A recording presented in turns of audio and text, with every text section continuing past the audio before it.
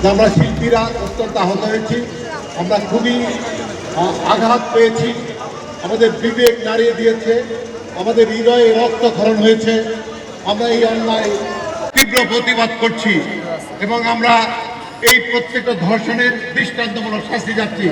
আমাদের সমগ্র শিল্পী সমিতি এবং শিল্পীরা আমরা আজকে এই প্রতিবাদে আমরা এখানে সামিল হয়েছি এবং আমরা চাই যত দ্রুত সম্ভব এই ধর্ষকদের, এই নরপিশাচদের যেন শাস্তি হয়। আমরা আর কোনো আসিয়াকে, আর কোনো মা বোনকে এভাবে যেন দেখতে না হয়, যত দ্রুত সম্ভব আইনের আওতায় এনে এদের ফাঁসি কার্য করা হোক এবং কঠিনতমভাবে, কঠিন থেকে কঠিনতরভাবে এদের শাস্তি দাবি করছি। আমরা শিল্পী আমাদের দায়বদ্ধতা থেকে আমরা এটা করছি এবং আপনারা জানেন যে আজকে আসিয়ার সাথে হয়েছে, কালকে যে আমার আপনার বোনের সাথে, ভাগ্নির সাথে হবে না এমন কোনো কথা নাই। কাজেই যত দ্রুত সম্ভব তাদের ফাঁসি দাবি করছি।